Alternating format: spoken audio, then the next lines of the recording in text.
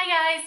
So I'm here today to talk to you about a topic that I think is something that has always played in my mind, and with everything that has been going on recently with all the YouTube drama, I really wanted to talk about it.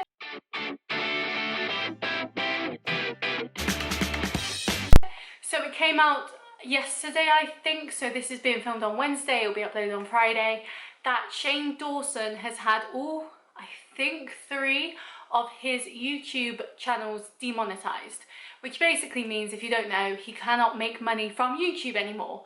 This comes out after all the problematic things he's done in the past have resurfaced. Now I want to do a whole video on cancel culture because I think it is really interesting, and I think things can be blown out of proportion, but I do find it fascinating that YouTube has actively demonetized all his channels, which basically means, if we really think about it, YouTube is probably his #1 area of making money.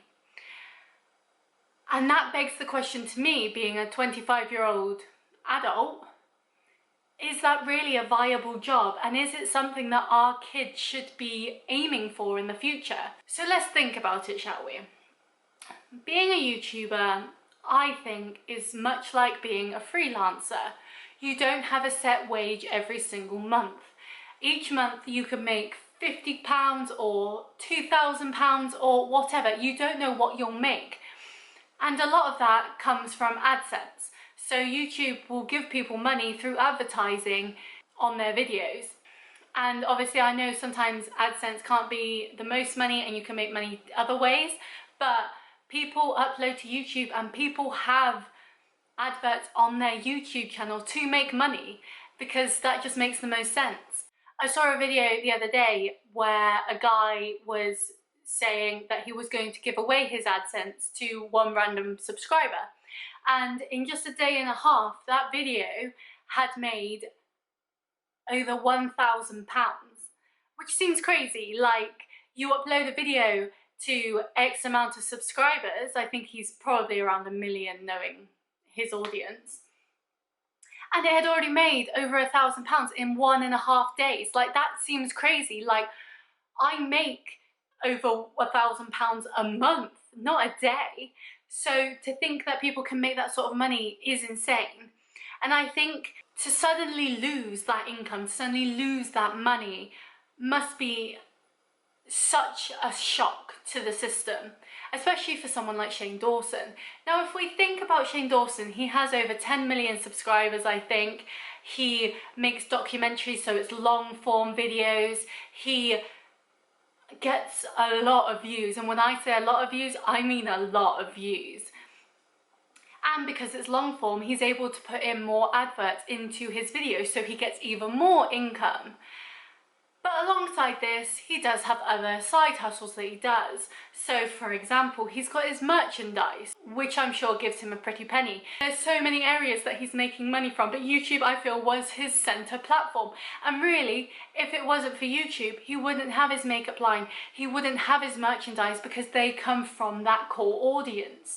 And so for YouTube to take away such a substantial amount of money, it makes me think, is YouTube really a viable option? Now, I've already mentioned that you don't really know what your wage is going to be, and I want to say as well, for me, I do this as a hobby. I do this because I enjoy talking about things. I don't do it to make money or have any sort of influence. I literally do it just to talk to people. The same reason I do my blog is to talk about things that I enjoy, because the people in my life might not have the same interest as me, and I don't want to bore them by just talking about things they don't care about. So each month you don't know what you're going to earn, which is already a bit of a risk. Like, if you don't upload for a month, you might earn nothing. And if you upload loads, you might earn loads. You know, you just don't know how it will go. And the thing with YouTube is it's audience based. You need people to watch you to be able to make it a career. Now with Shane Dawson, who already has a large audience, so he's making a lot of money from what he does on YouTube. So for that to just be taken away is a huge thing to happen. And the thing is, because you have to work with your audience, they're the people that basically pay your rent and pay your bills for you, you have to be in their good books. Now, some people will be able to get over things that have happened in the past and be able to continue watching him, much like people do with people like Jeffree Star and all the James Charles allegations that came out.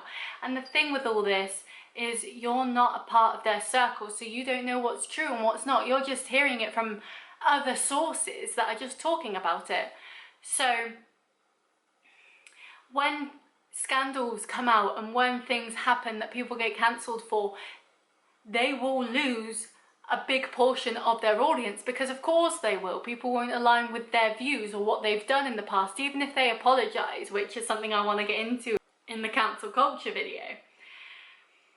But when your audience starts to leave you, you will lose money, of course, because your audience are the ones giving you money. But it's not just that. Brand deals want to work with you because you've got a large audience, because you can influence a lot of people and you have a lot of power. I've seen YouTube videos where people have lost brand deals for things 10 times less what Shane Dawson has done. And I find it a bit insane that such things can happen. But when it's justified, as it is shown here, he will probably lose a lot of brand deals. So he'll lose out on a lot of money from sponsors as well. And the same with his merch. Like, he's still selling Shanae stuff, which people have an issue with these days because it's not right in the year 2020. You could say that things were different when he was making those videos, but at the same time he was a 20-something man, not a child, not a teenager who's making mistakes online because they don't understand. This is all for a different video, but if people don't support him, they're not going to buy his merch. If people don't support him, and if people can easily Google what he's done, then brands won't want to work with him. And the money just keeps going down. It's not just a YouTube demonetization issue, it's an everything issue. People always look up to YouTubers and think, wow, I want to be like that. I want to be my own boss and I want to work when I want to work, not when I have to. I mean, I was the exact same. But looking at it now, I'm happy I have a job that is very important, of course it is, to the company and everything I work for, but isn't a job that is so reliant on other people. I don't have to worry that one of my tweets from my past or whatever could completely destroy me. I don't have to rely on other people to pay my rent and bills, and that it's all down to me and I know what I'm getting each month. Yes, I have to work 9 to 5. I've done shift jobs and this job is so much better than that. I'm able to work from home during lockdown and I'm able to keep my job. You know, so many people are getting furloughed and let go in this time because what's happening in the world at the moment has ruined so many jobs and businesses. And I'm so lucky that I get to keep paying my bills and my rent on time and not having to worry about money. And so while I look at YouTubers and think, wow, this seems so fun, I'd love to do that, at the same time it's such a balancing act between you keeping your fans and your subscribers and the people that want to work with you and your sponsorships, etc. and stupid things and things that you've done from your past that you haven't taken accountability for or apologized for could completely ruin that, you know? It's a scary world, and I think it's wrong that people think, I'm going to be a YouTuber and that's all they do. Like, you shouldn't call it that, but I always think people need a fallback plan. It's like there's YouTubers out there who have degrees and PhDs and masters and everything. They have so much knowledge of more normal jobs, more conventional jobs, that if their YouTube ever did suffer, if their YouTube career ever did end, they would have that to fall back on. They'd be able to still make money and still be someone and do something. If YouTube is all you know, then once it's gone, what do you do? Especially if you've been cancelled, because no one's gonna buy your merch, no one's gonna buy your makeup, no brands are going to work with you. And even if you went behind the camera and you became someone's editor or someone's cameraman or someone's sound guy, if people knew that they were working with you and you had been cancelled and had been shut off from this website because of what you had done, do you really think people would support that? Or do you think they would get dropped again by the new people that were working with them? And do you think that that would affect those new people as well? YouTube is a great platform. It gives so many people outlets to express themselves and go on to new and exciting adventures. People use YouTube as a stepping stone, but if they ruin their career on YouTube, it's going to be really hard for them to find careers elsewhere, because they've done those terrible things. Like, would a normal employer, like a regular job employer, be okay hiring someone like that?